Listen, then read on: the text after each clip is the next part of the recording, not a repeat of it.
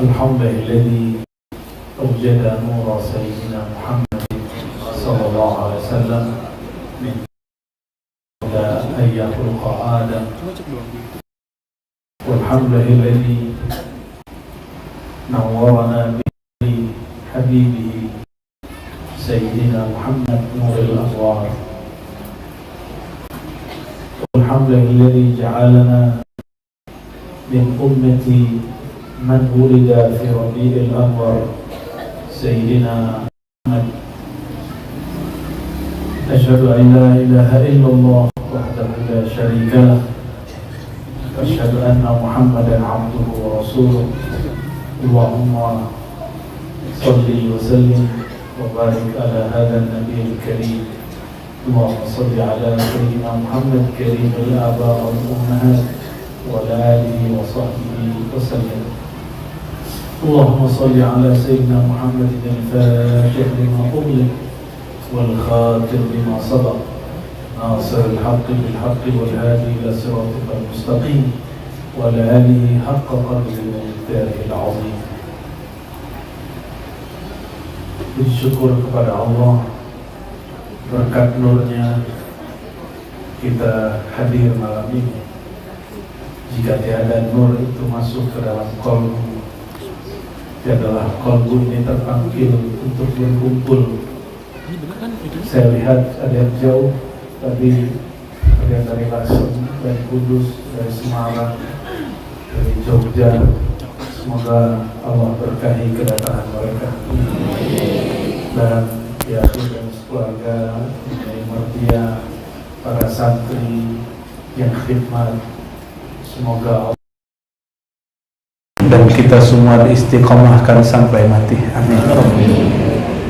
Siapakah tentara akhir zaman itu? Tentara akhir zaman itu man qala rabbunallah tsumma istaqamu. Orang yang mengatakan Rabb kami Allah, lalu mereka berusaha untuk istiqomah, tidak memastikan dirinya pasti orang baik, tapi dia selalu berusaha menjadi orang baik. Karena dia tidak pasti tentang dirinya, bagaimana mungkin dia memastikan orang jahat itu mati jahat? Bagaimana mungkin dia menuduh pemaksiat mati maksiat? Oleh karena itu, ciri-ciri tentara akhir zaman itu, ini yang disebut oleh Sayyidina Nabi SAW, ruhama'u bainahum. Ruhama'u bainahum itu pecahan dari nama Rasulullah SAW, rahmatan lil alamin. Maka mereka itu menebar kasih sayang sesama mereka. Yang dijamin tidak berdosa itu cuma para nabi, para rasul. Selain nabi berdosa. Namun para nabi merasa berdosa meskipun mereka tidak punya dosa. Dan sebaliknya, ciri-ciri musuh-musuh Allah sampai nanti akhir zaman, bahkan mulai ini, merasa dirinya tidak berdosa, memastikan dirinya kelompoknya paling benar. Ya. Ini hati-hati, ini mulai muncul orang-orang yang memastikan kelompoknya paling benar, manhaj ajarannya paling sahih, paling keren. Nah, kita berhati-hati untuk hal seperti ini, karena itu bagian daripada ya, al-ujub wal kibr, ya. Dan itu si penyakit qalbu, ya. Semoga salawat dan salam senantiasa tercurah kepada Sayyidina Muhammad sallallahu alaihi wasallam. Beliaulah al-fatih lima ughliq, pembuka hati yang tertutup, pembuka alam semesta. Alam tadi tidak ada, Allah buka dengan nur Sayyidina Muhammad al-fatih lima ughliq. Karena Allah membuka dengannya, Allah pun akan tutup dengan orang yang manismu ismu Muhammadin, dengan pewaris yang nanti juga akan menebar nur Sayyidina Muhammad sallallahu alaihi wasallam. Bayangkan kalau ibu-ibu, bapak ini punya kunci rumah, berarti pemilik rumah bukan? Bener. Yang punya kunci mobil pemilik mobil atau tukang parkir? Yang mana? Kalau Pak Kiai ini, kami ini sama-sama muda, cuma beliau lebih tua dikit mukanya. Umurnya juga lebih. Iya. Kalau beliau ini punya kunci mobil, kunci rumah, berarti yang punya rumah siapa? Apa kata Sayyidina Muhammad SAW? Biyadi mafatihul jannah. Pegang ini malam ini, ya. Biyadi, di tangankulah kepemilikan hak akses masuk sorga, kunci sorga. Bukan hanya miftah, Kiai, mafatih. Apa arti mafatih? Kunci-kunci. Kenapa? Karena pintu sorga itu samaniyah, ada 8 itu pintu besar. Itu pintunya menandakan kelas orang yang masuk. Ini orang ahli apa ini? Maka ada 8 derajat. Ya, itu yang disebut dalam syair tadi, dalam sholawat tadi. Ya Rafi asyani wad daraji, ya Rasulullah, salamun alaihi. Gimana tadi? Ya Rasulullah, salamun alaihi, ya Rafi asyani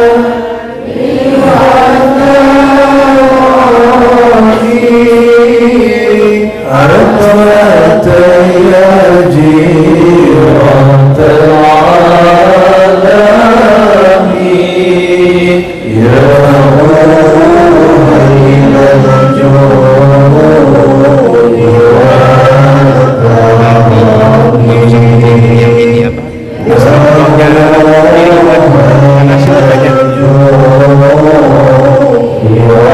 ada urusan pemerintah, urusan kita banyak.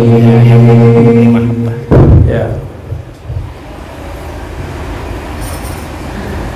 Ya Rafi'a sya'ni, wahai yang tinggi halnya, keadaannya, wadaraji, dan derajatnya. Ya, derajat tertinggi di surga itu milik yang punya surga, yang dikasih kepemilikan surga, yang dikasih kunci surga, dan itu Sayyidina Muhammad sallallahu alaihi wasallam. Ya. Tadi Kiai bisik-bisik, tapi bisik-bisiknya boleh disampaikan. Jangan bahas-bahas konflik nasab. Oh, itu saya sepakat. Ya. Kenapa? Urusan kita banyak. Urusan kita, ilmu yang belum dibahas banyak. Kalau ada yang bahas-bahas nasab, alhamdulillah, tugas kita selesai di satu bab. Ya. Tapi benar salahnya kita serahkan kepada Allah.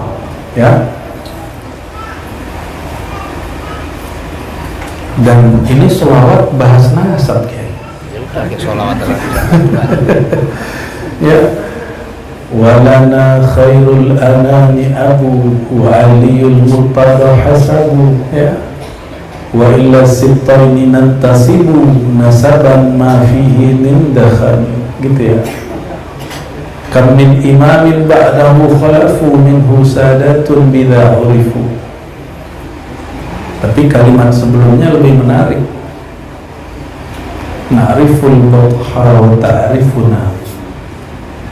Na'riful batha, kami tahu si batha. Tahu batha?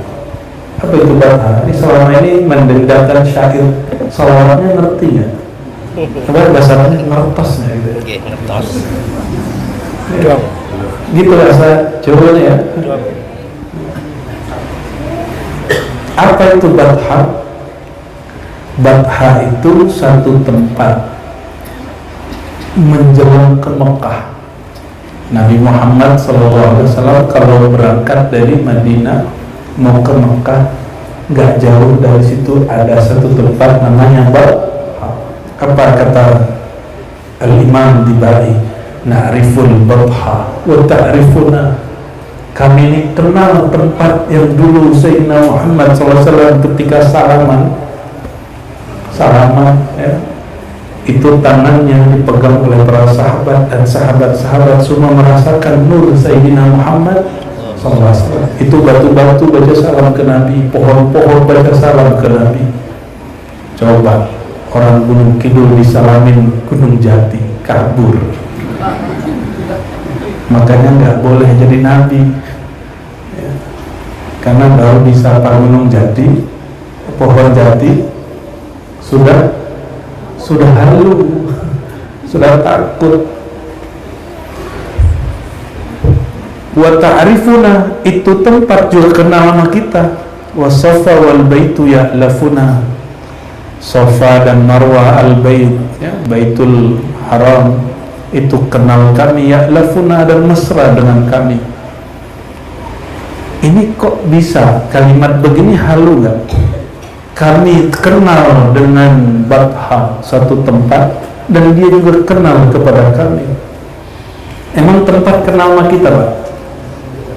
Hah? Serius? Jadi banyak ajaran kepercayaan sebenarnya itu secuil dari ajaran Sayyidina Muhammad SAW yang kemudian dikembangkan tapi kurang berdalil. Itu aslinya ajaran Sayyidina Muhammad SAW. Apa itu? Ruh itu macam-macam, bertingkat-tingkat. Ada ruh yang murni disebut Ar-Ruh Al-Qudusi, bukan Roh Kudus, beda. Ar-Ruh Al-Qudusi. Ar-Ruh Al-Quds itu yang ditiupkan Allah kepada tubuh ini, kepada manusia, sehingga manusia yang bernama Sayyidina Adam berhak mendapat sujud dari malaikat. Bayangkan malaikat sujud ke Nabi Adam, ngeri gitu. Halo, ini keturunan Nabi Adam, Pak, keturunan yang disebut Darwin. Manusia itu dari kera. Ini manusia yang kera apa manusia Adam ini? Adam ya? Yakin. Yaqin. Haqqal yaqin. Lagi rame haqqal yakin.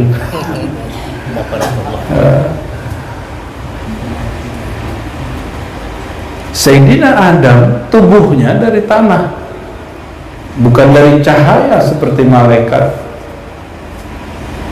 tapi sang cahaya-cahaya ini disuruh sujud kepada yang tercipta tubuhnya dari tanah. Oh, ternyata sujudnya bukan karena dia tanah, tapi nafakhtu fihi min ruhi, aku hembuskan kepada si tanah itu apa? Rohku. Ayo, rohku itu apa? Rohku, bukan hembusanku, bukan zatku. Hembusanku tapi bukan zatku. Jadi jangan salah. Ini banyak yang menerjemahkan Allah menghembuskan zatnya ke dalam tubuh manusia. Berarti zat Allah pecah-pecah dong. Ya, satu di situ, satu di situ. Udah berapa orang hadir malam ini? Rohnya pecah-pecah. Itu tidak sesuai dengan maksudnya Allah Subhanahu wa ta'ala.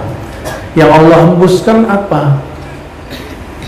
Makanya kami di Ribat ya, saya sering sampaikan ini di mana-mana, ada satu kaidah yang kita sebut ya, Haikal Ma'arif. Ahad Dzatullah, Ahmad Ruhullah. Coba ulangi. Ahad Zatullah, Ahmad. Kalau pakai langgam tadi gimana? Ahad gimana? Ya Rasulullah, gimana coba? Ahad Zatullah, Ahmad Ruhullah. Itu aja dua dulu. Nanti kalau yang berikut suaranya sampai. Bukan. Dua itu intinya. Dua berikut lanjutannya. Ahad zatullah. Ahad itu zat Allah. Makanya surat Kulhu Al-Ikhlas itu surat yang sangat canggih, pendek tapi padat karena bicara tentang zat Allah. Karena bicara tentang apa? Kulhu huwallahu ahad. Katakanlah hai Muhammad. Jadi yang dapat memahami ini cuma orang yang mengerti di dalam dirinya ada nur Muhammad sallallahu alaihi wasallam. Huwa, dianya adalah Allah, bernama zatnya Ahad. Nama Allah itu banyak, salah satu namanya lalu Hu juga nama Allah. Allah itu juga nama dia. Terus Allahus Samad. As-Samad itu juga nama dia. Apa makna As-Samad? Ada Pak Samad di sini, Pak Somad ada. Namanya ngeri itu. Harusnya dipanggil Abdul Somad, dipanggil Somad atau Somaj. Somad. Allahus Samad. Apa arti As-Samad? Yang dia cukup dengan dirinya, yang selain dirinya tidak merasa cukup kecuali dengannya. Paham gitu? Ya. Allahus Samad itu yang maha cukup dengan dirinya, selain dirinya Allah tidak akan pernah cukup kecuali datang kepada Allah. Itu mana As-Samad. Jadi mau punya ilmu apapun, mau punya kesaktian apapun, mau apapun yang kita punya, kalau tidak ma'rifatullah as-samad, pasti hidupnya nggak pernah bahagia dan puas. Beda. Mau itu sebenarnya paling pas itu ridho, menerima. Tapi kalau qanaah itu qina, cukup. Lebih tinggi merasa cukup atau merasa lebih tinggi mana? Ridho. Ridho itu terima apa adanya, mau senang atau susah. Karena senang susah itu jiwa. Kalau kalbu sudah bersama Allah, jiwa ikut senang. Jadi jiwa ini kapan dia gelisah? Ala bidzikrillah tatmainnul qulub. Hanya dengan menyebut nama Allah, mengenal Allah, hati menjadi tenang. Berarti selain zikrullah tenang nggak? Kalau qalbu nggak tenang, jiwanya gelisah. Kalau orang ngaji tarekat dan pesantren Pak Kiai Akhid ini ngaji tarekat Qadiriyah Naqsyabandiyah TQN, itu kerjanya zikir bukan? Kerjanya zikir, berarti itu pintu menuju ketenangan jiwa. Syaitan senang nggak kalau jiwa orang? Syaitan ridho nggak, terima nggak kalau kalbu manusia berisi nama Allah? Masalahnya syaitan itu tidak hanya jin. Ada syaitan mukanya mirip sama kita, makannya kayak kita. Kenapa? Dia makan nggak pakai bismillah, dia minum nggak ingat Allah, selesai makan minum nggak bersyukur kepada Allah walaupun dia kiai ustaz. Ilmu cuma untuk orang lain, untuk dirinya enggak. Karena yang makan dalam dirinya bukan hamba Allah tapi syaitan, maka syaitan menyertai dia makan. Kalau syaitan sudah nyertain makan, minum, kawin, maka syaitan pun menyertainya kalau bicara. Kalau dia khotbah, setan menyertai. Dia ceramah, syaitan menyertai. Mengerikan kerjaan syaitan itu. Mumpung namanya Al-Qadiri, ini saya sampaikan berkali-kali kepada jamaah tariqah. Syekh Abdul Qadir Jilani dalam kitab beliau, apa judul kitabnya? Fathur Rabbani. Allah, penyingkirullah. Kata beliau, syayatin minal insi asyaddu dararan minal jinni. Itu tidak suci. Quran suci tidak? Benar mas. Salawat suci nggak? Suci. Apa kata Allah kalau nyuruh kita baca Quran? Qara'tal Quran fasta'iz billah minasyaitonir. Jangan makan, minum, bicara, kawin, nikah, usaha kerja, engkau baca Quran pun mesti berlindung kepada Allah dari syaitan yang rajim. Jadi baca Quran itu bisa baca, jadi syaitan bisa baca Quran lewat tubuh manusia, tapi dia sendiri ngeri. Syaitan mengerti Quran loh, jangan salah. Satu kali Sayyidina Abu Hurairah diperintahkan jaga lumbung gandum. Ya, barangkali sering diceritakan di sini. Ketangkap ada yang maling. Ini Abu Hurairah sakti. Coba tangkap orang. Itu orang bukan manusia, itu syaitan iblis. Lalu bertubuh manusia. Dia ambil tubuh nggak tahu, dia jadi manusia. Apa kata dia? Abu Hurairah, lepaskan aku ajarkan kamu suatu ilmu. Bacalah ayat kursi, kamu tidak diganggu syaitan. Abu Hurairah belum tahu kalau itu syaitan. Karena berarti syaitan lawan sahabat Nabi, yang ketangkap siapa? Yang kalah siapa? Setan. Berarti sahabat Nabi ini sakti mandraguna nggak? Oh sakti. Untuk lepas, dia buka rahasia. Maka laporlah esok hari Sayyidina Abu Hurairah radhiyallahu ta'ala anhu. Ya Rasulullah, malam tadi aku menangkap tiga kali menangkap selama 3 malam. Lalu di malam ketiga, ketika aku hendak lapor kepada engkau, ternyata iblis itu takut jumpa Nabi Sallallahu Alaihi Wasallam. Dengar nama Nabi jadi lari.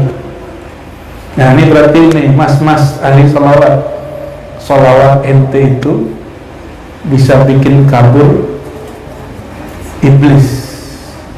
Kalau setan bisa sembunyi di pembuluh darah, tapi kalau iblis pasti kabur. Pasti kabur. Iblis gak suka nama Sayyidina Muhammad Sallallahu Alaihi Wasallam. Lalu kata Sayyidina Ibrahim, ya Rasulullah, aku lepaskan dia karena dia mengatakan ingin mengajarkan satu rahasia yang ditakuti oleh syaitan. Apa itu? Ayat kursi. Apa jawaban Sayyidina Muhammad SAW? Dia benar, wahuwa kazub. Dia kali ini benar, sadaqa wa huwa kazub. Dia kali ini benar, padahal dia itu kazub. Kazub itu faul, paling pendusta.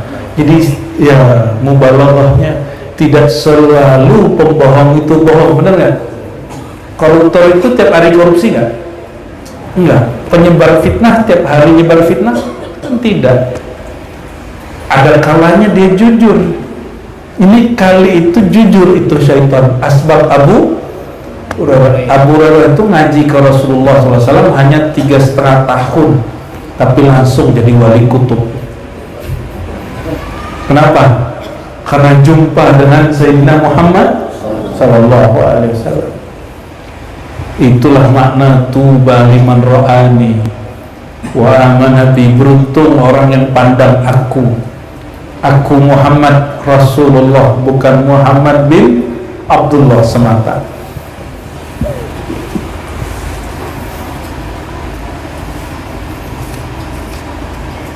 Jadi kita hati-hati, jangan sampai diri ini dirasuki oleh syaitan. Gimana caranya? Maharnya bismillah. Coba praktek minum dulu. Bismillah. Bismillah, minum dulu Pak. Modus. Bismillah.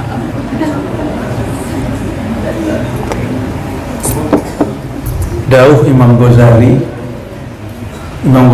itu karyanya favorit dari gurunya beliau dan gurunya saya juga, Kiai Haji Ahmad Halwani. Itu karya-karya beliau, Ihya Ulumuddin dan semuanya itu favorit beliau. Kata Imam Ghazali, bagusnya orang makan minum tiap nyuap baca bismillah. Santri salah paham, tiap makan bismillah, bismillah, bismillah. Bukan itu maksud Imam Ghazali. Maksud Imam Ghazali, tiap engkau menyuap, tiap engkau meneguk air, ingatlah Allah. Ingatlah Allah. Yang mengingat itu lisan apa kalbu? Lisan ngapain? Menyebut. Kalau sekedar menyebut, burung beo bisa. Jadi apa bedanya zikir ahli thariqah dengan zikir tidak berthariqah? Orang berthariqah itu belajar zikir dengan qalbu. Itu qalbu disebut singgasana Allah dalam diri manusia, sedangkan aras singgasana Allah di alam semesta.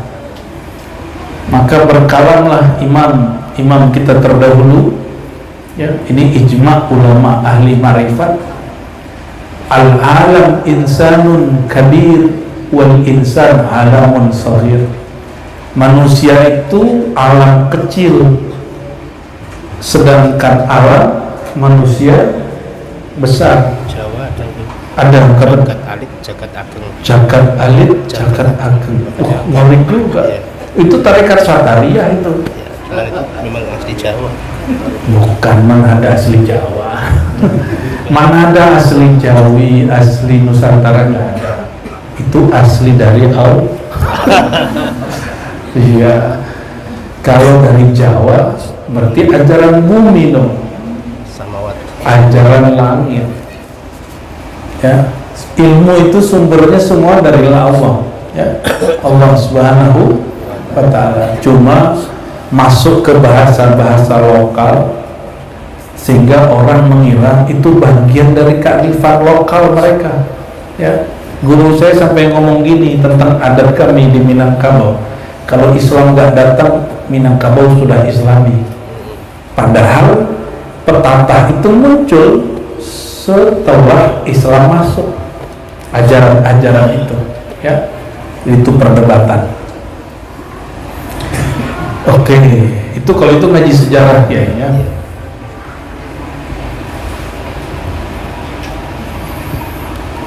Lalu dikatakan di sini di sholawat yang dibaca tadi, kam imamin ba'dahu khalafu.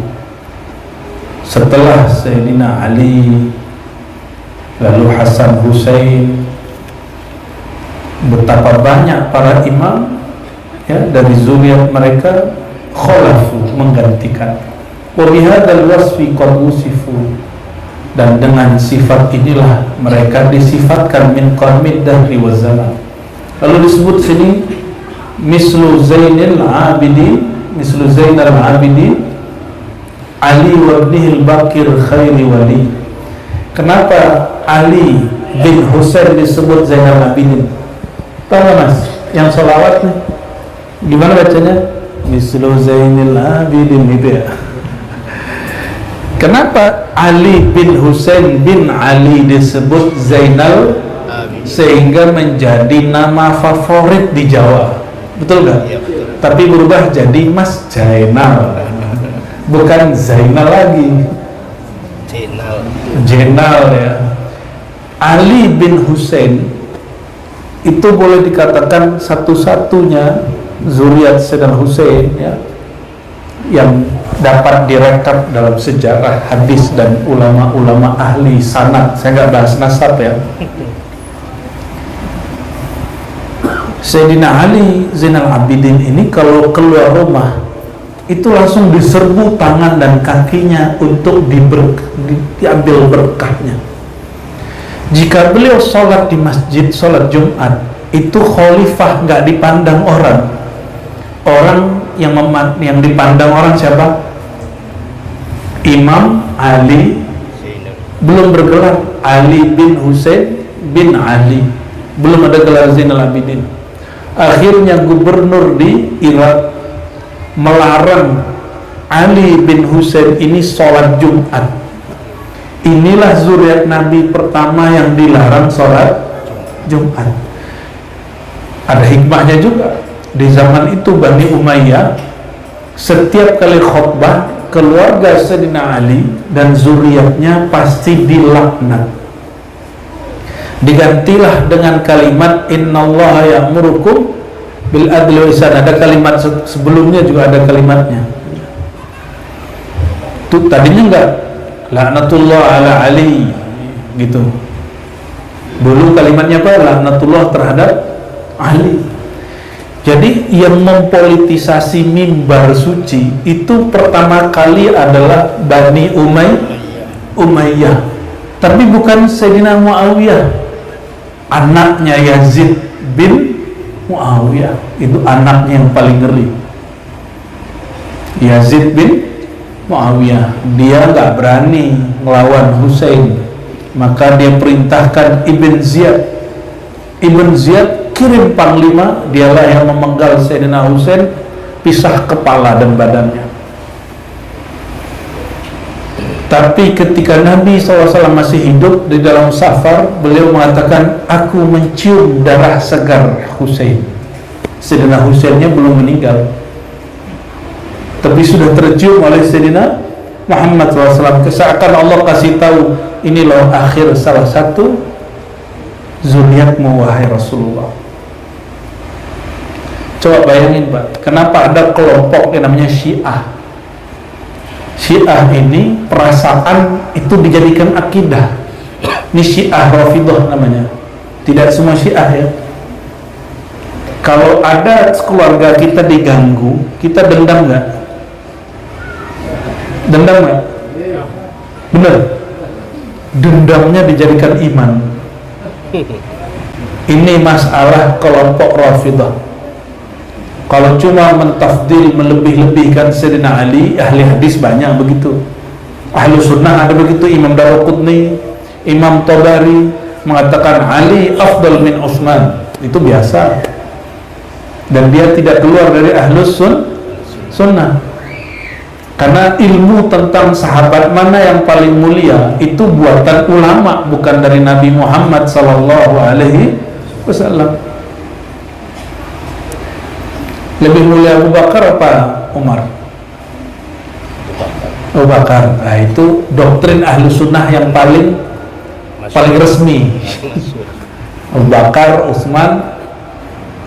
Umar, Utsman, Ali. Betul gitu ya? Tapi di Maroko ada Sidi Ahmad Al-Humari mengatakan bukan Ali, bukan Umar, bukan Utsman, bukan Abu Bakar. Yang lebih mulia itu putrinya. Tuh aneh nggak? Nggak aneh, alhamdulillah. Kiai sih nggak aneh. Coba santrinya pasti aneh. Kata Sidi Ahmad, apa kata dia? Afdalun nas ba'da Sayyidina Muhammad SAW Fatimah Az-Zahra. Dan dia bukan Syiah, dia Ahlus Sunnah. Manusia paling afdal setelah baginda itu Fatimah, Sayyidah Fatimah. Kita jarang dengar ya. Yang kita tahu selama ini kajian setelah Nabi yang paling afdal Abu Bakar, Umar, Utsman, Ali. Tapi di Baghdad sampai abad ke-5 dan ke-6 Hijriah itu orang Baghdad. Tahu Baghdad nggak Bu? Di mana tuh? Di Parangtritis. Apa di Gunung Kidul? Baghdad itu ibu kota Irak. Irak itu di mana? Di Jawa Timur apa Jawa Tengah? Amerika katanya. Amerika. Amerika. Amerika. Amerika itu di tepi jauh. Yang penting jauh gitu Amerika gitu ya. Itu di Timur Tengah, bukan di Mekah, itu bukan. Itu di timurnya Mekah, ada namanya negeri Irak. Kota namanya kota Baghdad. Di masjid lagi rame antara ahlu sunnah dan ahli syiah. Masing-masing punya argumen bahwa Imam Ali, kelompok syiah, mengatakan lebih mulia dari semua sahabat, sedangkan ahlu sunnah Abu Bakar lebih mulia dari. Ahlu sunnah pun pecah jadi 3 ya, syiah 1. Siapa yang lebih mulia, Abu Bakar, Umar, Utsman? Ada satu yang menonjol, Utsman gitu. Kenapa? Utsman bininya 2 dan dua-duanya putri Rasulullah sallallahu alaihi wasallam. Loh, ada urusan apa? Urusan perbinian. Urusan perbinian jadi lebih mulia. Datanglah seorang imam lainnya, Abul Faraji Abdurrahman ya, Ibnul Jauzi, bukan Ibnu Qayyim al-Jauziyah. Ibnul, apa kata beliau? Kalian repot-repot amat ya. Afdalun nas ba'da nabiyina Muhammad SAW man kana imra'atuhu tahtahu, man kanat imra'atuhu tahtahu. Siapa yang perempuannya boleh jadi putrinya atau istrinya, di bawahnya itu di bawah siapa? Di bawah Nabi Muhammad. Di bawah itu maksudnya pasangannya. Siapa yang putrinya atau anaknya atau pasangannya, tahtahu, di bawahnya gitu. Coba cek, Abu Bakar putrinya siapa? Aisyah. Aisyah istri dari siapa? Oke, gadis. Sayyidah Hafsah binti Umar, itu suaminya siapa? Hafsah.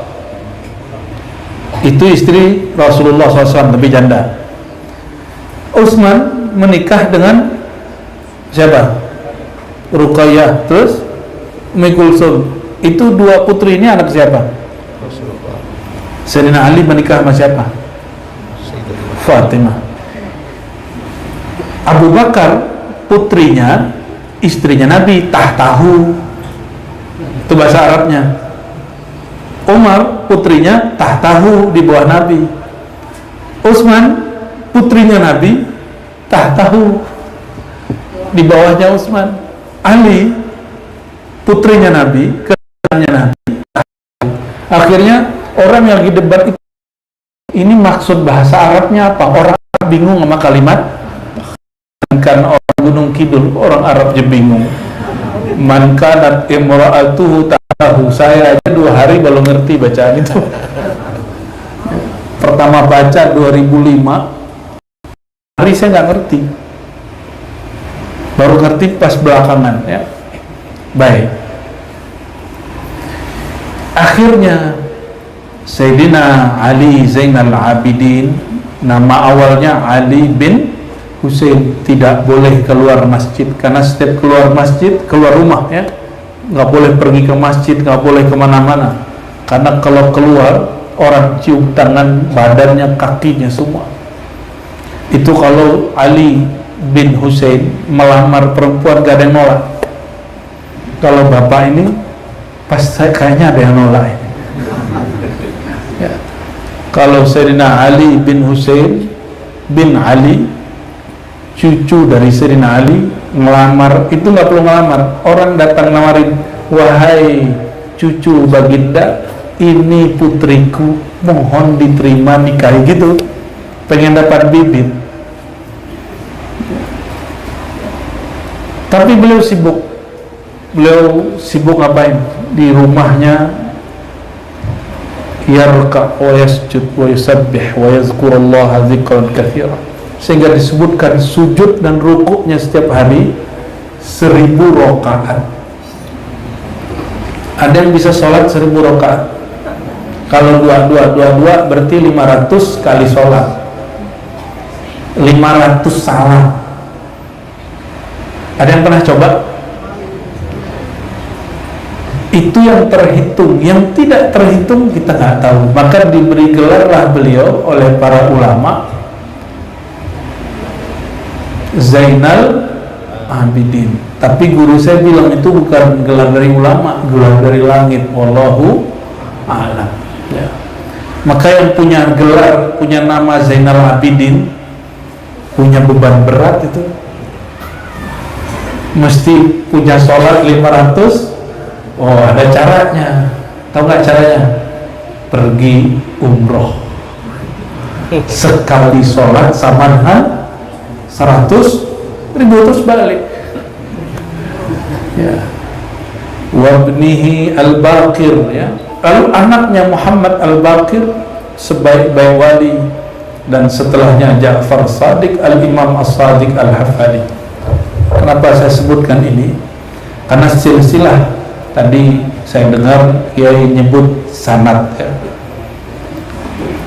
Kullu sanadin inqata'a illa sanadi. Semua silsilah ilmu, silsilah zikir, silsilah mazhab, tarekat pasti rungkat. Rungkat tuh judul lagu tuh. Ya. Entek-entekan gitu ya. Aku nggak ngerti bahasa Jawa sih ya. Jadi semua nasab sanad silsilah ilmu akan hancur binasa punah kecuali sanadi yang bersanad kepada aku. Maka coba perhatiin semua imam mazhab. Coba, imam mazhab ada berapa yang masyhur? 4. Satu siapa? Syafi'i nomor 3. Pertama dulu Abu Hanifah Hanafi, kedua Malik Maliki, ketiga baru Syafi'i, yang terakhir Hanbali itu Ahmad bin Hanbal. Abu Hanifah itu orang cerdas, siapapun debat sama dia kalah. Itu Abu Hanifah mengatakan, kalau aku tidak jumpa dengan ahlul bait bernama Ja'far Shadiq, tentulah aku binasa. Jadi orang sombong, sok pinter. Jadi ini mohon maaf nih, nyokolain anak di sekolah-sekolah yang pintar debat, itu wajib anaknya ditemuin dengan ahli kolbu. Kenapa? Kalau nggak tersongong. Betapa banyak santri keluar pesantren sombong-sombong karena dilatih nyari-nyari kelemahan dalil orang. Namanya bahsul masail, memperkuat dalil kita, memperlemah dalil orang. Saking seringnya berbahsul masail, akhirnya nggak tahu adabnya, bahwa bahsul masail itu ada tempatnya, ada waktunya. Nggak semua tempat, nggak semua saat. Akhirnya semua orang dicari kesalahannya, padahal masih sesama ahlus sunnah. Itu Abu Hanifah kalau nggak jumpa dengan Ja'far Shadiq, maka dia jadi kiai tukang cari aib orang. Ada nggak kiai yang begitu? Ada. Amin. Ada. Semoga nggak ada. Semoga nggak. Imam aja ada, apalagi cuma kiai. Abu Hanifah punya kawan namanya Hamad bin Salamah. Hamad, ya, bukan Hamad bin Salamah kalau yang ini, ya. Ya, dia punya kawan Hamad, udah lama nggak jumpa. Ini kiai. Hamad ini diadu domba oleh murid Abu Hanifah. Kata murid Abu Hanifah, "Oi Hamad, Abu Hanifah sudah berfatwa dengan fatwa yang aneh." Jadi yang adu domba kiai siapa? Santri. Kalau kiainya bukan ahlullah, maka diadu domba mau. Pernah melihat kiai debatnya? Sesama kiai cari kesalahan? Di YouTube lagi rame. Di YouTube lagi rame, Pak. Ya, apalagi rame-rame nasab ya. Nasib. Lagi rame nasib. Beda nasib. Dia terkenal, yang ini nggak terkenal gitu.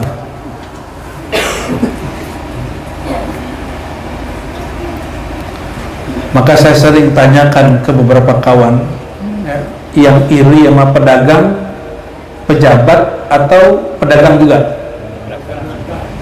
Bener ya? Yang iri sama wakil rakyat, anggota DPRD, itu anggota DPRD atau anggota pemain sepak bola? Ya. Yang iri sama politisi. Yang iri sama kiai siapa? Kiai. Ngeri nggak? Mengerikan. Ya, kalau dulu kiai itu kata orang wali, tapi wali kan ada dua, ada wali setan, ada wali Allah. Dari dulu, ya.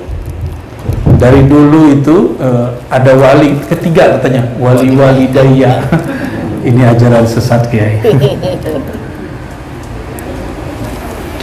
Abu Hanifah kalau nggak berguru kepada Ja'far Shadiq, dia mengatakan aku pasti binasa, rusak. Imam Malik juga begitu. Imam Syafi'i berguru ke murid-murid beliau. Imam Ahmad bin Hanbali juga berguru ke murid-muridnya. Itu fikih Syafi'i yang kita pakai. Kalau dalam thariqah, coba cek thariqah Qadiriyah itu ke atasnya ke Sayyidina Ja'far Shadiq. Ini Syiah, bukan. Ahlul Bait zuriat Nabi itu nggak ada urusannya dengan Sunni Syiah. Ahlul Bait itu sanad. Orang Sunni, Ahlus Sunnah, orang Syiah memang memperebutkan beliau-beliau ini. Maka Ahlus Sunnah punya silsilah kepada Imam Ja'far, orang Syiah juga punya silsilah kepada Imam Ja'far. Jangan gegabah mengatakan kalau bersanad bersilsilah kepada Ja'far berarti Syiah. Enggak begitu. Karena kami dapat riwayat Sayyidina Ja'far mengusir orang Rafidah, kelompok pemuja Ahlul Bait yang berlebihan.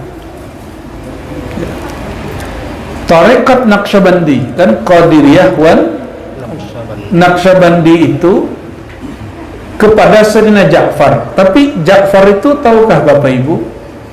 Dia punya ibunya cucu dari Abu Bakar Siddiq. Ja'far bin Muhammad Al-Baqir. Muhammad Al-Baqir itu punya istri itu namanya Fatimah juga. Fatimah ya, binti Qasim bin Muhammad bin Abi Bakar. Berarti ini hati-hati nih kalau ada yang Syiah suka menghujat Abu Bakar.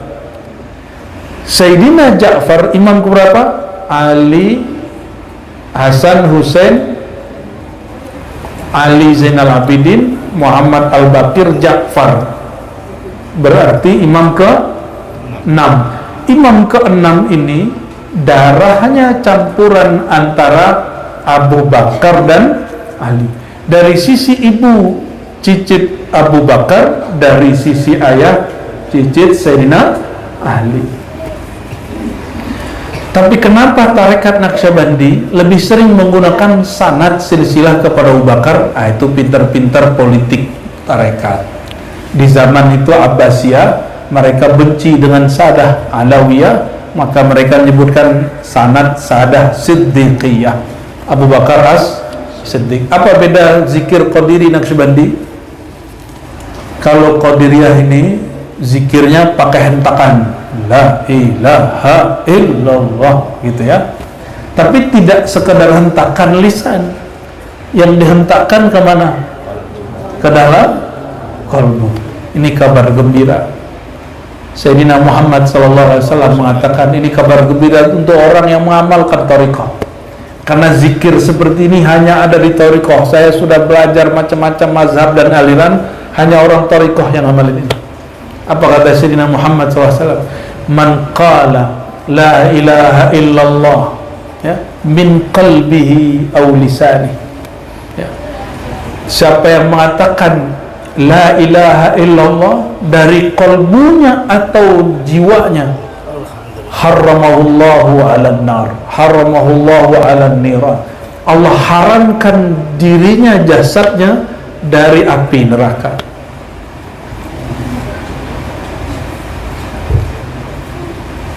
Yang membaca zikir la ilaha illallah dengan kalbu siapa? Kalau baca la ilaha illallah burung beo boleh. YouTube ada diputar tuh zikir la ilaha illallah 7 jam non-stop.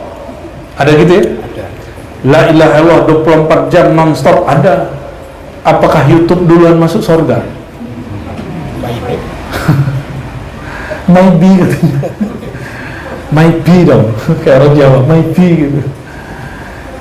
La ilaha illallah itu zahirnya, syariatnya man qala la ilaha, thariqatnya min qalbihi, dibaca dari dalam qalbu. Itu thariqat itu dalil berthariqat. Jadi kalau orang nanya apa dalil berthariqat, dalilnya Sahih Bukhari, siapa yang baca la ilaha illallah min qalbihi, dari dalam qalbu.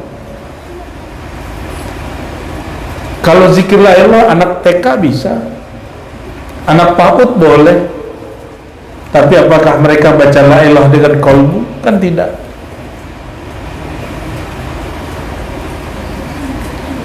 Kalau orang talqin zikir, dia diajar mulai dari lisan, dibawakan ke badan, dibawakan ke pikiran, lalu dihunjam ke dalam. Makanya dari pusar ke ubun-ubun ke bahu kanan gitu caranya itu sebenarnya cara mengkondisikan diri. Dalam ilmu psikologi dan kedokteran disebut conditioning, mengkondisikan diri supaya siap menyebut nama Allah. Begitu nggak zikir di sini? Ya. La ilaha illallah. Bukan gerak kepala yang penting. Yang penting gerak kalbunya. Oh, Nabi nggak pernah zikir dari pusar ke ubun-ubun ke bahu kanan. Nabi nggak perlu begitu karena Nabi sudah bersama Allah. Jadi kapan ini Bapak Ibu nggak perlu pakai mejam mata, ditarik napas, dibaca dari titik di bawah pusar gitu ya, dibawa ke ubun-ubun ke bahu kanan. Kapan itu nggak perlu? Kalau sudah bersama yang punya nama. Allah. Udah begitu belum? Belum toh? Belum, karena belum. Cobainlah. Coba. Ya. Coba aja. Oh, jangan dicoba nanti melanggar wilayah saya. Melanggar wilayahnya Mbah Ahmad Halwani gitu. Nah, itu nanti latihan saja zikir di sini ya. Jadi ada caranya nanti itu. Itu nggak boleh diobral. Mesti betul-betul muridnya minta. Kami dengan hati paling dalam minta gitu, baru dikasih. Mesti kalbunya siap. Kalau nggak mikir-mikir, lo kok zikir kepalanya gini. Coba tanya sama orang yang zikir begitu, dia nggak sadar kepalanya ngangguk-ngangguk la ilaha illallah gitu, nggak sadar loh. Coba Bapak Ibu dari tadi ngangguk-ngangguk, sadar nggak? Sadar nggak? Bid'ah loh itu. Bid'ah loh itu Bapak Ibu. Ketika saya nggak begitu kan, padahal kita nggak nyuruh juga begitu. Kita cuma bilang tidak, tapi dia langsung. Kalau orang India, iya itu begini. Ya. Jadi gerak kepala itu jangan memecahkan fokus. Yang paling inti itu kalbunya yang paling inti. Yang saya terima dari guru saya, Syekh Maulana Muhammad Nuruddin, dia nggak pakai begini, dia dari ke atas ke bawah, begini. La ilaha illallah, la ilaha illallah, la ilaha. Matanya dipejam dan menghunjamnya sama ke dalam kolbu. Lalu kami berguru ke Buya Hasan Basri, bukan lagi dari pusar ke ubun-ubun, ada lagi titik yang lain. Itu cuma cara. Cara ini boleh nggak dipakai kalau kolbunya sudah on. Kalau kolbunya sudah bersama Allah nggak ada masalah. Makanya Sayyidina Abu Bakar Shibli, teman Al-Hallaj. Al-Hallaj itu ya Syekh Siti Jenarnya orang Jawa. Di Arab namanya Hallaj. Al-Hal, tahu Syekh Siti Jenar? Itu kok pakai Siti, perempuan ya? Sayyidi. Jadi Syekh Siti Jenar ini punya kawan namanya Shibli. Siapa namanya? Shibli ini punya murid nyinyir, baru dapat hadis. Laqinu mautakum la ilaha illallah. Talkinkan orang yang sedang sakarat la ilaha illallah. Dia lihat gurunya sedang sakarat. Begini. Nah, orang sekarat ini kan macam-macam. Ada yang matanya melalak, ada yang badan begini, ada yang dadanya begini, macam-macam. Datang muridnya. Muridnya nggak mengerti makom gurunya. Dia panggil, ya Syekh, ya Abu Bakar, kul la ilaha illallah, la ilaha illallah. Gurunya bilang, ente diam, skut. Muridnya bingung, ini kok guru melawan sunnah ini ya, guru mulai bid'ah ini. Tapi dijawab oleh Tuan Syekh Abu Bakar Shibli, uskut, diam, aku sedang asik dengan yang kau sebut namanya. Aku sedang asik dengan yang engkau sebut namanya, jangan diganggu. Orang seperti ini tidak perlu ditalkin. Semoga kita sebagian kita diberi hak seperti itu, amin ya rabbal. Gimana caranya? Sebelum tidur zikrullah. Sebelum tidur pakai zikir apa sebelum tidur? Awalnya zikir lisan masuk ke dalam hati. Tidurlah pakai hati. Nanti dikasih satu makom, matanya tidur, hatinya bangun. Kayak siapa? Kayak jomblo-jomblo sedang kangen ya. Bayangkan jomblo rindu, itu bisa begitu. Apalagi orang yang merindukan Allah Subhanahu wa ta'ala. Maaf ya jomblo-jomblo ya. Ini yang disebut oleh Allah Ta'ala hadis qudsi, ana ma'ahu idza dzakarani. Aku bersama hambaku jika dia menyebutku. Menyebutnya dengan apa? Kalau menyebutnya ada lisan, maka berkat turun. Kalau nyebutnya dengan kolbu, tenang turun. Kalau nyebutnya pakai sir, ilmu turun. Jadi cara nyebut itu ngaruh. Nah, saya tutup dengan satu hadis ya. Hadisnya agak panjang, bisa jadi sepanjang barusan.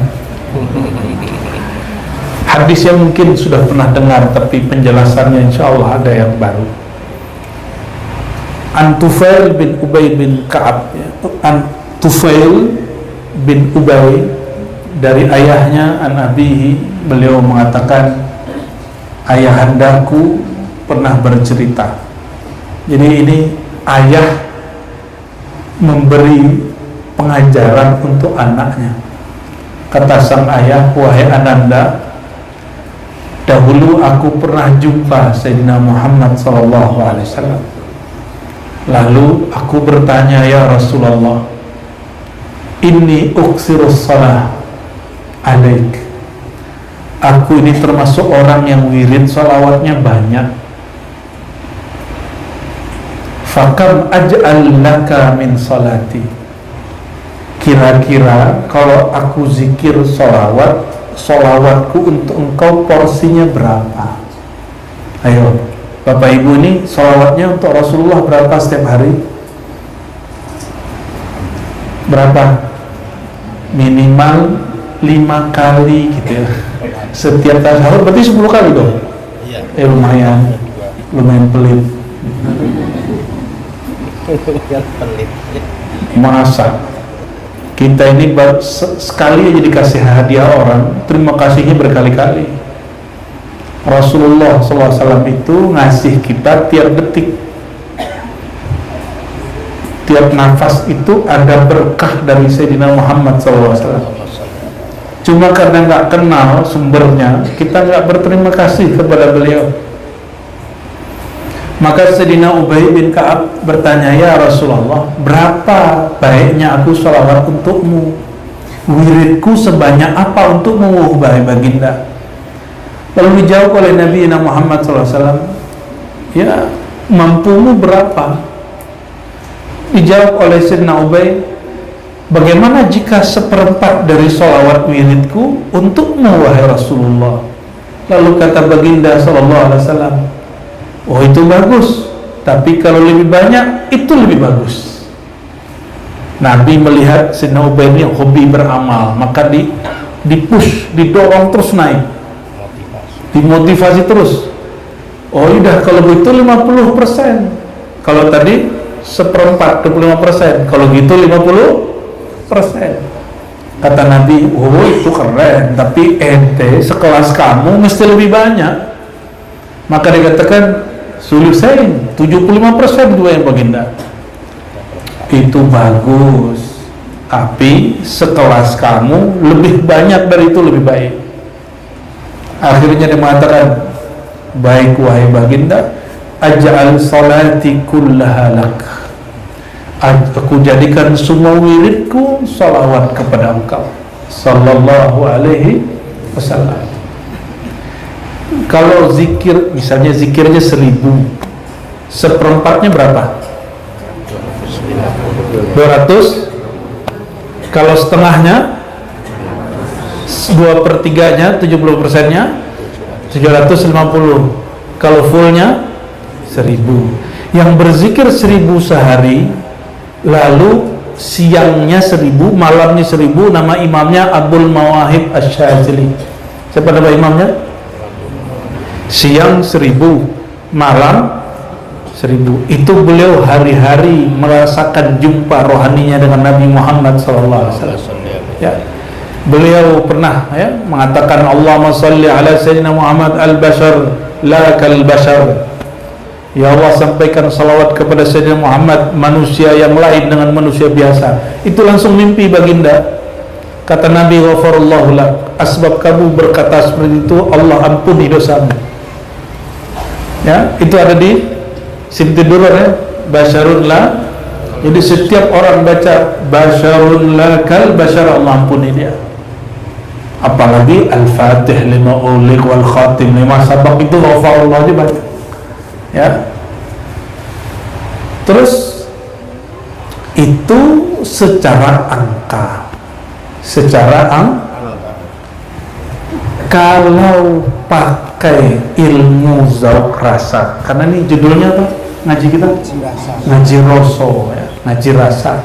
Rasa itu zauq. Nyampe di Jawa, jauh.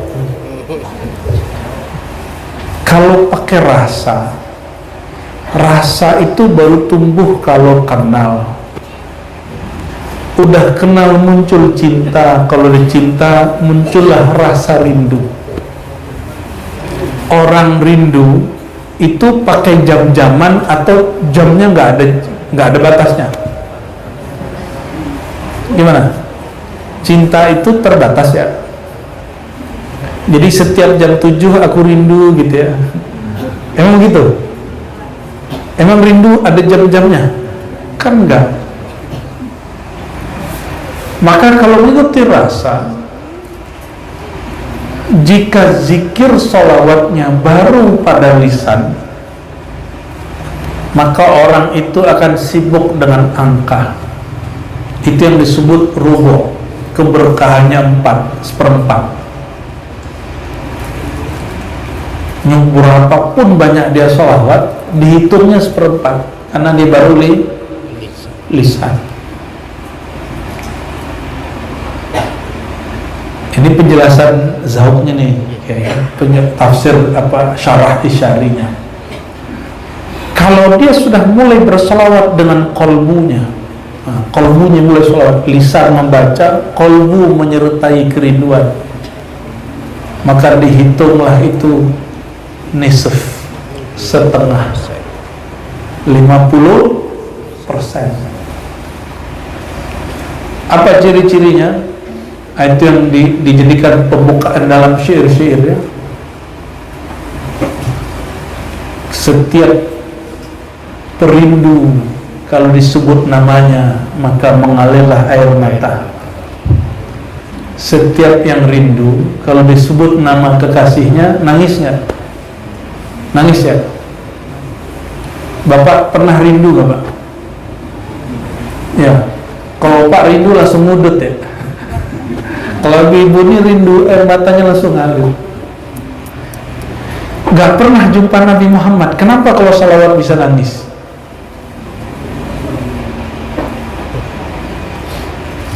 Kenapa? Gila. Orang gila ya. Tubuh ini gak pernah jumpa Nabi Muhammad. Tapi kalau roh kita pernah jumpa gak? Pernah. Roh pernah jumpa gak?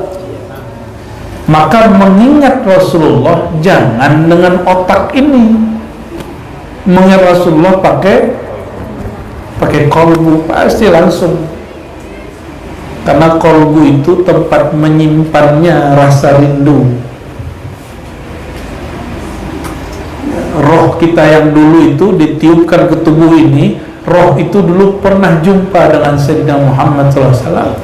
Maka jika disebut namanya, bergetar kolbunya.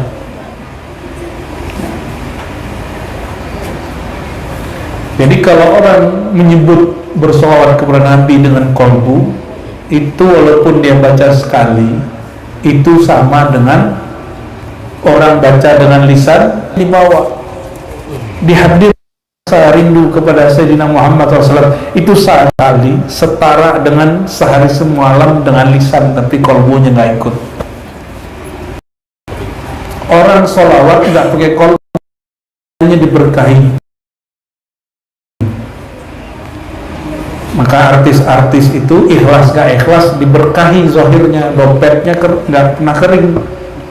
Ya, pasang di YouTube, ya, viewernya banyak, nanti dapat poin, dapat dolar dia. Karena dia mengharumkan dengan Muhammad SAW dengan lisannya, dengan musiknya, dengan gendangnya, maka Allah akan berkahi dompet-dompetnya. Orang yang membaca nama Nabi Muhammad SAW dengan kerinduannya, Allah ruang kolbunya dengan nur. Ikan nur yang Allah bagi ke dalam ruang-ruang kolbunya. Itu yang bikin muridnya kemudian nyaman kalau zikir, karena nggak dapat pembagian gratis, senang nggak dikasih hadiah. Dan kita ini disebut Sayyidina Muhammad SAW ya, beliau mengatakan ana rahmatun muhda, aku ini rahmat kasih sayang yang menjadi hadiah untuk kita. Seorang itu dia pembagi hadiah nur rahmat Sayyidina Muhammad Sallallahu Alaihi Wasallam, dibagi-bagi. Jadi yang dibagi mursyid itu nur Nabi. Ilmu zikir ini, la ilaha illallah, itu lebih mulia dari langit dan bumi. Ini mohon maaf, yang punya mobil, punya motor, lebih mulia mobil, rumah, usaha, atau la ilaha illallah Muhammad Rasulullah? Bener? Mau nggak tukar sama saya? Ya, karena imannya kurang kuat. Bukan imannya kurang kuat, ma'rifatnya kurang tajam.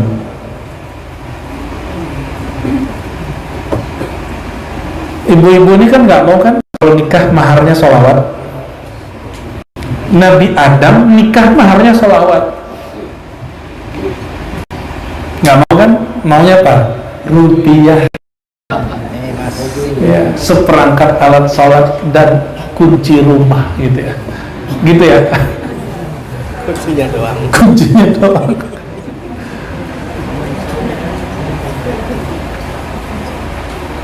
Allahumma sholli ala sayyidina. Jadi kalau salawat dengan kolbu, dompet kolbu yang penuh, dompet yang di luar gimana? Masa kosong. Orang nggak ikhlas aja dipenuhin, masa yang pakai kolbu kismin miskin? Nggak mungkin, ya, nggak mungkin. Jika orang bersolawat dengan lisan, Allah kayakan zahirnya. Masa orang yang solawat dengan kolbu, Allah miskinkan zahirnya? Pasti ngikut, cuma dia nggak kepikiran duit. Solawat 400 supaya duitnya banyak, nggak begitu dia begitu. Solawat 400 supaya usahanya lancar, nggak begitu. Karena solawat itu lebih mulia dari surga. Bayangin coba, dari langit, dari bumi, satu solawat loh. Satu solawat lebih mulia dari langit dan bumi, dari surga, semuanya.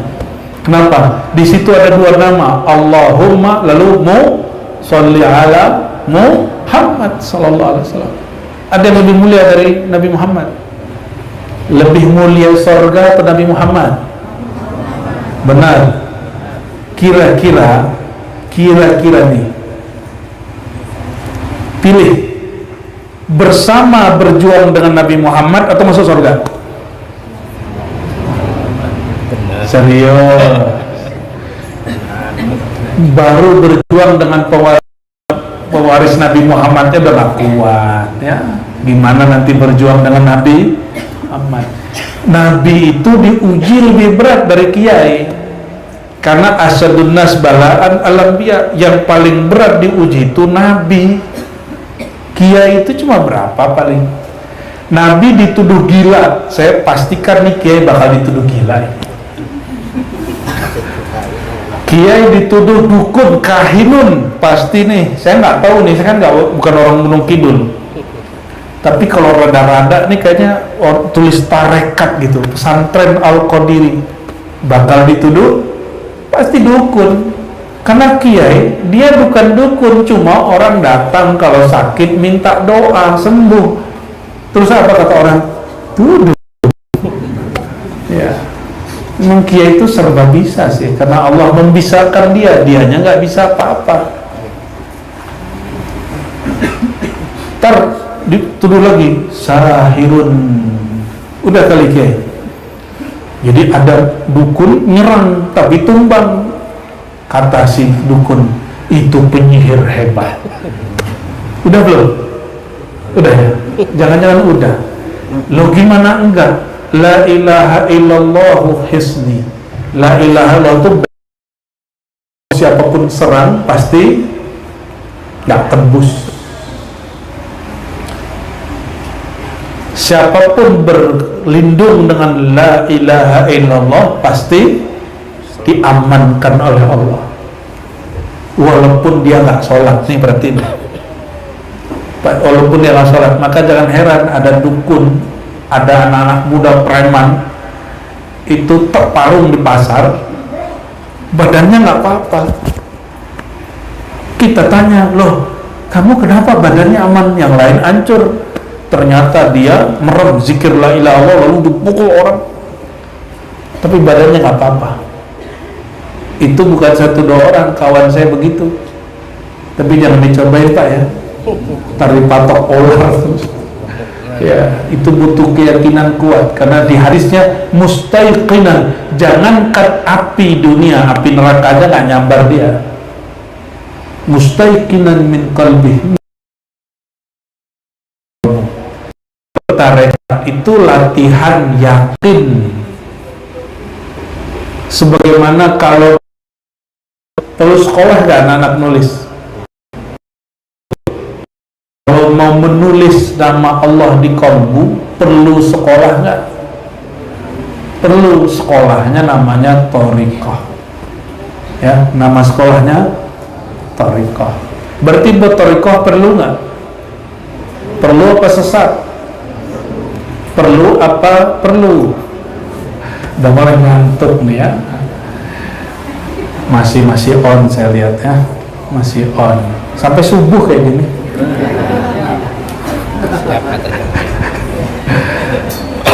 Terus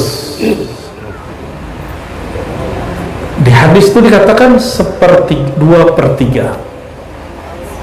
Habis itu terakhir baru, kalau begitu wahai baginda, aku salawat semuanya untukmu. Kalau sepertiga itu pakai yang disebut sir. Sir itu rahasia. Kolbu itu sudah rahasia. Kolbu ini dalamnya ada rahasia lagi disebut sir. Di situ Allah menurunkan ilham, menurunkan ilmu makrifat. Jadi makrifat itu nggak turun ke otak, turunnya ke dalam kolbu. Kalau ke otak bisa amnesia, bisa lupa. Kalau tidur hilang ilmunya. Tapi kalau masuk ke kolbu, syaitan takut walaupun dia sedang tidur. Karena kolbu tidak pernah yang tidur ini tidur. Maka orang kalau ilmunya cuma analisa, cuma hafalan, baca kitab nih, tapi hafalan kitab lalu analisa kitab, siap-siap Anda nanti kalau pikun ilmunya hilang. Tapi kalau ilmunya turun ke kolbu, maka Nabi SAW mengatakan ciri-ciri khawarij, kelompok musuh Allah di akhir zaman, hafal Quran, sholatnya bagus secara zahir, tapi Qurannya, sholatnya nggak tembus sampai ke, jangankan kolbu, kerongkongan pun nggak tembus. Itu dalil wajib belajar kolbu kalau nggak mau menjadi musuh Allah di akhir zaman. Kelompok khawarij itu, ini ciri-cirinya, perhatikan. Tahqiru sholatuhum bisolatihim, meremehkan sholat kamu dibandingkan sholat mereka. Ini mohon maaf, saya sudah sering dengar orang meremehkan sholat orang thariqah. Apa itu sholat yang bid'ah gitu, apa tuh zikir geleng-geleng kepala, ngeremehin. Itu ciri-ciri khawarij, hati-hati. Kelompok khawarij itu yang ruku minal millah kama yang ruku sahmu, ya, keluar dari millah seperti keluarnya panah dari busurnya, ya, mengerikan, cepat keluarnya. Kabar buruknya di Indonesia hari ini mulai banyak, ya, walaupun kita pengajian ini rame, tapi orang begitu mulai rame, ya. Tadi saya nanya di awal, kira-kira syaitan seneng nggak kalau orang kenal Allah? Seneng nggak? Kira-kira syaitan seneng nggak kalau orang zikir la ilaha illallah Muhammad Rasulullah? Seneng nggak?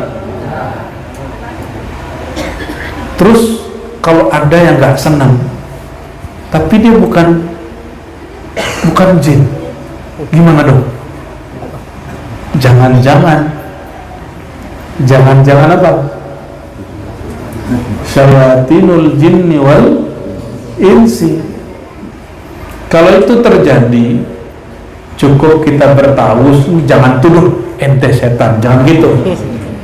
Ya, cukup bertawus, kita auzubillah minasyaitonir rajim. Dan ditutup hadisnya kata Nabi SAW ketika Ubay mengatakan, kalau begitu wahai baginda, aja'al sholati kullaha lak, aku jadikan semua wiridku semuanya bersolawat untukmu. Apa jawaban Nabi SAW? Karena Sayyidina Ubay sudah sampai maksudnya, maka Nabi beri manfaatnya. Jangan dibalik, ini banyak ustadz membalik. Manfaat dijadikan tujuan, tujuan dijadikan tujuan ngaji kenal Allah, manfaatnya hati tenang. Manfaat salawat mengenal Nabi Muhammad SAW, manfaatnya rezeki lancar. Jangan dibalik, salawat supaya rezeki lancar, itu kebalik. Ya, zikir supaya badan kita dijaga Allah, bukan. Zikir itu supaya kenal Allah, nanti badannya dijaga Allah. Nah, yang bolak-balik ini kerjaan syaitan itu, hati-hati. Jangan sampai tujuan zikirnya salah. Nah, ini yang pernah kita singgung malam tadi, ilahi antama, ya Allah, hanya engkau tujuanku, bukan rezeki lancar, bukan biar dapat jodoh, bukan biar hati tenang. Emang kalau hati gak tenang gak mau zikir? Berarti Tuhannya bernama Sang Tenang, ya. Maka Nabi mengatakan, kalau engkau wahai Ubay berzikir, bersolawat dengan cara seperti itu, dengan tujuan yang sudah tepat, idzan tukfa hammuk, yukfa hammuk wa tughfar dhanbuk. Kalau begitu wahai Ubay, kau sudah sampai pada tujuanmu, engkau dapat dua manfaat. Apa manfaatnya? Dicukupkan semua keinginanmu, diampuni dosa-dosamu. Ini faedah salawat. Apa faedah salawat? Ini bukan tujuan salawat ya. Keinginan, apa aja keinginan, mau dunia ataupun akhirat, gak perlu minta. Dalilnya apa? Hadis Tirmizi, man syaghalani dzikri an mas'alati a'taituhu ma lam u'tiya bihi sa'ilin. Siapa yang sibuk dengan berzikir kepadaku sehingga tidak sempat meminta, gak sempat doa, sibuk zikir, sibuk sholawat, gak sempat doa, gak sempat minta hajat, ukti, aku beri kepadanya malam ukti, ya, yang aku belum berikan kepada orang yang meminta-minta. Maka lebih tinggi orang ahli zikir atau meminta-minta? Lebih tinggi orang bersolawat atau yang berdoa meminta-minta? Kalau orang berdoa sering yang muncul nafsunya, maka Nabi mengatakan doa paling tinggi bukan engkau menyebutkan hajat. Doa tertinggi ketika engkau bersyukur, alhamdulillah, afdalud doa, alhamdulillah. Berarti doa paling tinggi bukan nyebutin hajat, tapi mengenal Allah tempat meminta hajat. Coba dibalik, ya. Sekarang itu banyak orang menyebutkan hajatnya, tapi dia bingung mintanya ke siapa. Orang doa, dia doa, tapi siapa yang diminta bingung. Nah, jangan sampai begitu. Maka wajib belajar ma'rifatullah, ya. Nah, berdasarkan ini, ya, Bapak Ibu, saudara-saudariku, semoga tujuan kita bersolawat, berzikir tambah jelas, yaitu mengenal Allah, mendekatkan diri kepada Allah, mendapat syafaat Rasulullah. Adapun manfaat dunia akhirat, ya, sembuh sehat, kerja lancar, rezeki banyak, itu hanyalah bunga bonus. Seandainya bonusnya diundur, zikirnya diundur nggak? Maka ciri-ciri munafik, jika dia diundur sejenak saja bonusnya, maka dia mulai ragu, syak kepada Allah Subhanahu wa ta'ala. Syak kepada Allah dimulai dengan syak kepada guru, karena guru itu babullah qabla babin Nabi sallallahu alaihi wasallam, ya. Orang fana pada gurunya, itu awal dia fana pada Nabi. Orang fana pada Nabi, barulah dia kenal kepada Allah Subhanahu wa ta'ala. Barangkali itu, ini lumayan panjang ini. Doa kita pakai bahasa Jawa. Saya nggak bisa bahasa Jawa. Oke, saya request sholawat dulu ya, Rasulullah, ya. Ala Jawa. Boleh pakai gendang, boleh, biar tambah bid'ah.